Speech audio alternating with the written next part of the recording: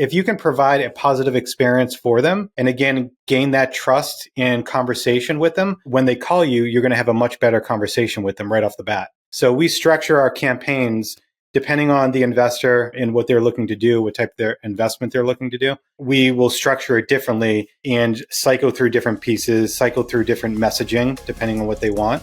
So we make sure that we kind of gear that towards the investor.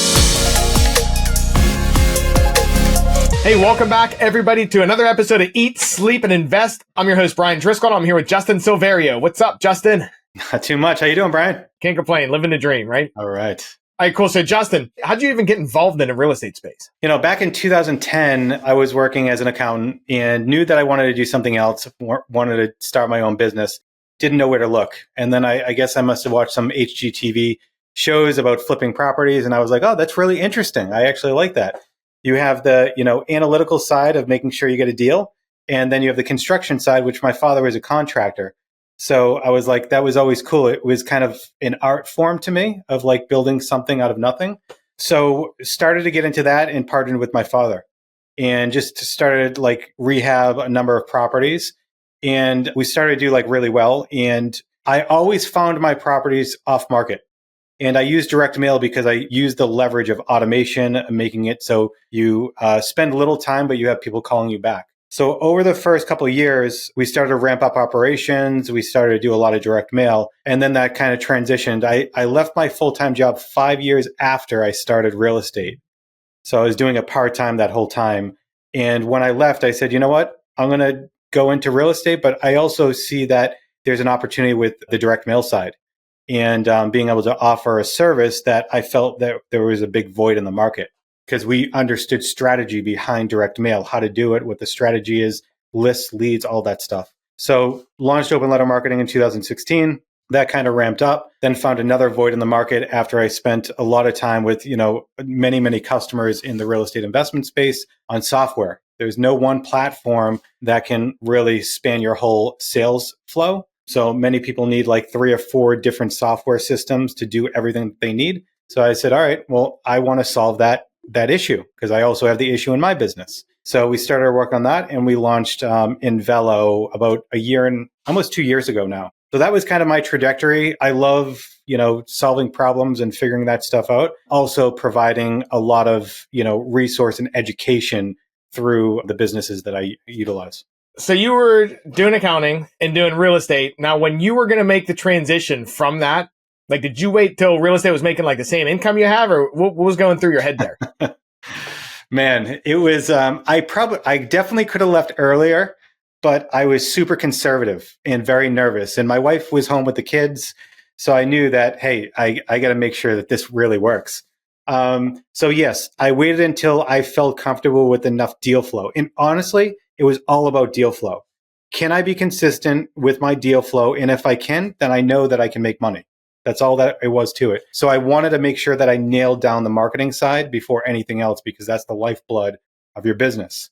So once I did that and felt really comfortable, that's kind of when I exited. And it was nerve-wracking.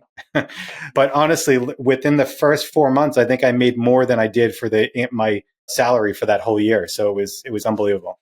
It's interesting. So I talked to a lot of people. A lot of people are like, hey, I want to start a business. And they quit their freaking job before they do it. And then it's bad news. And then you got the second people, hey, I want to start a business. They start a side hustle and it starts crushing it, but they stay at the job still just due to like fear, comfort, or whatever. It's hard, like finding that trigger. It's like, okay, now's the time that it's never safe, but fairly safe to make the jump. Absolutely. And I remember a couple months before I left my full-time job, like I was at the point that I couldn't do both. I was so stressed out and like overwhelmed with everything going on that, my wife and I sat down. She's like, well, you got to drop one of them. And she's like, you got to do real estate.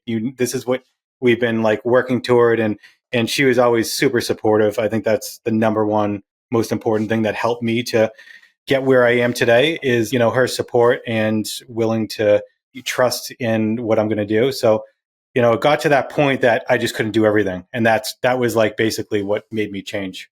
That's interesting. I'm always, I forget who told me. They said, if you're too busy, you're doing too much stuff. Basically, look at your life. If you're stressed out and back to back all day long, it's like there are things that you need to cut out. Absolutely. It's just when you get stressed to that level, you need to take a step back and look and start whittling, Yes. Yes. Yep. I All agree. right, cool. So you did that. You got into doing mailers, or you got into the real estate, then mailers. Let's talk about the mailers, because I was on your website. Looks like you have like a variety of different type of mailers you offer. I've done mailers. Like, I'm an investor myself. I've done mailers. I've done ugly mailers that crush it. Yeah. I've done fancy mailers that didn't do anything. Yep. Like, what do you see in work? That's always a question everybody asks me, and it's so hard to say this specific product. There are a couple products that have been working really, really well right now. One of them is offer letters. So offer letters have been performing really well for a lot of our customers, whether that's in like kind of, the check form or just an offer letter on a postcard or something like that. So that product has been actually performing really, really well. But honestly, like it all depends on your market. In my market, postcards never really worked for me at all. So I always knew that I had to send letters. But in other markets, postcards work really well. Or even if they don't work as well as letters, they don't have to because they're much cheaper. So as long as you're still getting really good response rates with postcards, you can still mail to a lot more than you could with letters because they're a little bit more expensive. So it's always, with marketing, it's always testing, tracking, refining, and making sure that you're really dialing in. Because the other thing too is a lot of people respond differently depending on the medium that they receive. Some people respond better to postcards, other people to letters, professional or handwritten letters. I always test and track all the various aspects. It's interesting. I do the same thing. Like I always, the number, the money's in the data. Yep. Like in all the KPIs. What messages are you seeing that are really good or that people are engaging with? Again, I think the offer letters, giving them a soft offer, that is getting the phones to ring pretty well. But also, when I started open letter marketing, it was all based on like what is working, the results, and making sure that we're only offering products that really, really work and understanding the strategy behind it. So that's why like we're one of the only companies that offer true like marketing campaigns. So we have different like touch points, and it's almost like having a conversation with the seller. And the whole goal, as you know, your rapport building and the trust that you get from your audience, your prospect, it happens before you even talk to them. It happens with the marketing. If you can provide a positive experience for them, and again, gain that trust and conversation with them, then when they call you, you're going to have a much better conversation with them right off the bat. So we structure our campaigns depending on the investor and what they're looking to do, what type of their investment they're looking to do. We will structure it differently and cycle through different pieces, cycle through different messaging depending on what they want. So we make sure that we kind of gear that towards the investor. Is that the proven mix campaigns? Yes, that's correct. Okay. Yep. Okay, cool. Yep. And I thought that was interesting too. And everyone listening, like a lot of times you go to a mail place and they're like, hey, we're going to send a letter and then this and that. What you're saying is I looked at it. It's like, okay, we're going to send a letter. Then we're going to send a postcard. Then we might send like something that has a testimonial on it to build, like it's an actual, like you're saying, you're building reports, a thought through process that you're going to hit these people with so that hopefully they engage with one of those aspects and also kind of feel like they know you a little bit. That's exactly right. Yeah, because again, everybody is different. So people will respond differently depending on the message that they receive. So that's why I'm not a big advocate of just sending the same message over and over and over again. We really want to build rapport. And usually how I structure it is I provide less information in the beginning of the campaign. So you get more of the curious callers. Your call rate is a little bit higher. But as we go through the campaign, we provide more and more information about the prospect can benefit by working with us, so that we start to go from more quantity calls to more quality calls. So we tend to see like most people that will do like a 6 mailer campaign around the 3rd to 4th mailer, that's when they're starting to hit some deals. It's interesting. So you go more shotgun in the beginning and then it whittles down, but more quality in the middle. Huh, cool. I like that. And now you guys come up with your own data too. Like you have InVelo, right? Is that how you say it? InVelo? Yep. InVelo. Yeah. Yeah. So you can pull all your own data as well. Like you can basically do everything in one stop. That's right. So yeah, open letter marketing is just like our direct mail house. And then we have InVelo that has the software that has, the list building ability, the CRM, the marketing right inside the platform. So if somebody's looking for a CRM and all encompassing and really manage their whole sales flow, team management, tasks, all that stuff, they can work with InVelo. And yes, InVelo has data for all properties throughout the whole country. So we can get, pull pretty advanced lists on there as well. That's cool. How do you pull data into there? Like say people have like want to use the CRM for like other marketing channels too. Is it just Zapier or like how do you get the info in there? Right now, we have the ability to do RVMs within the platform, direct mail, and then they can use Zapier to go outside. We're connecting into phone and text messaging, so you'll be able to do that. And we're actually, depending on when this is released, we might already have it where we changed our whole platform on the automation and marketing side. That's much more going to be much more advanced, where you can send different sequences, you can create tasks, you can send direct mail, then follow up through text messaging. So there's a lot of different things that you're going to be able to do within the platform, which is pretty cool. That's cool. So you're saying the new upgrade is going to you'll have people in different stages. Like, hey, I called, didn't get a hold of them. You can have it trigger-based marketing. It's like, okay, these people we couldn't get a hold of, or these people had an appointment but didn't show or canceled, and send specific text, ringless voicemail, and also mailers or whatever to those people. Yeah, in our mailers, we will have a complete template builder, so you can brand your letters to anything that you want. It's almost like you'll be able to use like a Canva style template builder right inside, create your own products, and you can throw them in automations. So like just what you mentioned, if somebody misses an appointment, you can follow up with like a one-off direct mail piece or a text message to follow up. So that will all be integrated. We have that somewhat right now, but it's going to be so much more advanced when we release this over the next couple of weeks.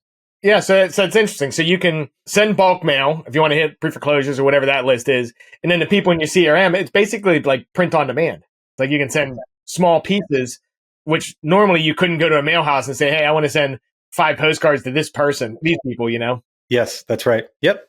Yeah, because we want to make sure that we target all aspects because, when you're marketing to prospects, you're usually doing that in bulk. When you're marketing to leads, people you talk to and you just want to follow up, that's usually one-off. And then even in the platform, when you want to market your deals, you'll be able to do that as well and send out marketing to buyers. So you can do all different aspects of marketing right within the system. That's cool, especially in one. You're right, because most companies have multiple software to do that. Yes. So you're able to pull it into one. It's a lot less apps going back and forth and things that can break. Yeah, and not only that, the analytics that we can provide to you on, your sales cycle, conversion rates, all of that stuff we're tracking. And with the dashboards, you'll be able to find out how your business is operating and where, the weak areas are. That's pretty cool. How big's your team? On InVelo, we have about 15 or 16 people right now. In open letter marketing, it's closer to 20 to 22 people. So I saw you're real big on culture. Talk a little bit about that. Yeah. Have you actually, before you do that, have you ever done predictive index? Years ago, I think I did one, but I don't remember the results. Okay, cool. I really don't. Yeah, for me, culture is absolutely huge. One of the most exciting things for me in being able to, own a business is the ability to really, I get a lot of I get excited about being able to have other people that are, I'm able to give them like a living, right? They work here, they have a family, we're supporting that family through the business and all that stuff. So culture is really important. And I make sure that I don't look at myself as any more important than anybody else here. So the culture is I'm a team member just like everybody else. I have roles and responsibilities just like everybody else does. So if they have feedback, suggestions, whatever, they have a voice and they should be able to speak up. That's at every level of the company. So that's kind of how, I make sure that that's kind of how it's run is nobody looks at me like they can't talk to me. They should always have a voice. And what I found is in doing that and making sure that we're really focused on people that have passion for what they do, the ability to grow the company is no longer on my shoulders. Everybody else takes that, a little piece of it, and the business grows much more organically within the company. And we've had so many more things that we've been able to identify on how to improve our process, our business, our products, whatever it is, just because this is kind of how we run our business. So hiring somebody is a long process, and we do a lot of interviews. But the whole goal is, again, to have that level and the passion for everyone to come into the company. Now, what's the hiring process and the interviews? Not to get into weeds, but what's that look like to make sure you find that? Basically, I'm asking, how do you get the right people for the right seat? It's been really challenging in the last couple of years, especially. So we started to go a little bit more overseas as well. So we're not just staying people in the office. I would say we have probably more people remote now in both businesses than we do have in the office. Obviously, the people that are doing the production and everything, they have to be here, but everyone else is remote and generally overseas. And it opens up the pool of people that we're able to get access to. And really, the goal for us is like, I don't really care where people live. I want to make sure that we find passionate people and people that are excited about what we do. So we, place ads. We have an HR person that kind of does the initial screening, and she knows the culture very well in both the companies. She understands what we're looking for. So she does the pre-screening, and generally she screens out probably about 80% of the people. And then after that, she'll have the department head go through the interview. And if the department head checks them off, then they'll interview with me. So everyone always has to interview with me, even if it's, whatever department it's in, because again, I want to make sure. And usually I just talk to them about like, tell me a little bit about yourself more. And I try to get like professionally and personally, like, what are you excited about? What hobbies do you have? I want to get to know them as a person. And I also find when people have passions outside of their business, they learn to have passion and that they can bring that into the business as well. So for me, it's more like cultural discussion. Everybody else, it's like, can you do these tasks? Are you going to meet the culture? But I just want to have that last check. Yeah, and you're right too, because you got two things. You got like core values and you got competency. So Yep. often the head of the department, things like that, testing competency. Can you do the job? And then you step in the end, be like, hey, do we jive together? Like, do we have the same kind of values? Are we going to make sense? Or do you not have a problem with lying and I do, or whatever? And then you can find that out ahead of time too.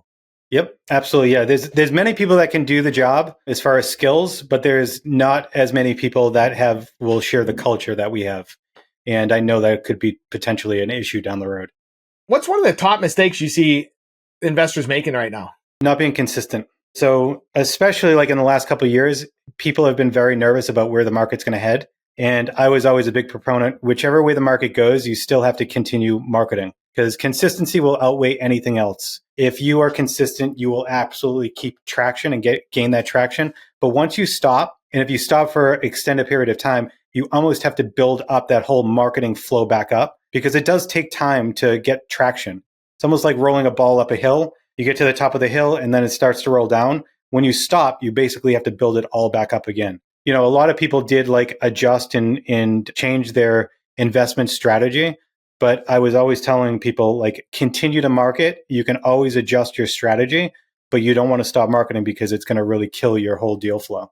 That's true. And if you stop today, your future self in 4 months are the one to feel it. Like, That's it's exactly not an right. immediate thing. It's exactly right. Yeah. And a lot of newbies too, when they start to get their first or second deal, they're like so absorbed in the property and the project that they stop marketing because they're like, oh, I don't need a market because I get this property.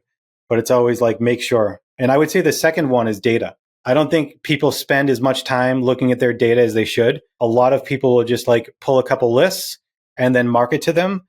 And I'm a huge advocate of like, spend your time and energy understanding data better because it's going to save you so many more headaches down the line. One, you won't spend as much on marketing. Two, your ROI will increase. And three, you'll understand the data so you can improve going forward. So I'm a huge advocate of like learning and understanding your data before you spend money on marketing.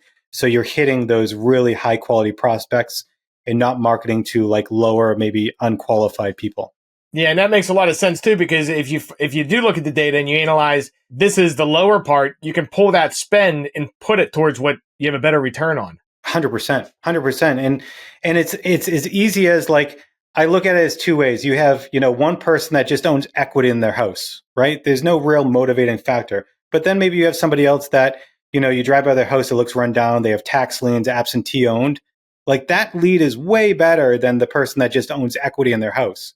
So you should make sure that you allocate your funds differently between those types of people. And I see a lot of people allocating the same marketing budget, the same across all of their leads, instead of really focusing on which ones are much more likely to sell than, other people that really aren't.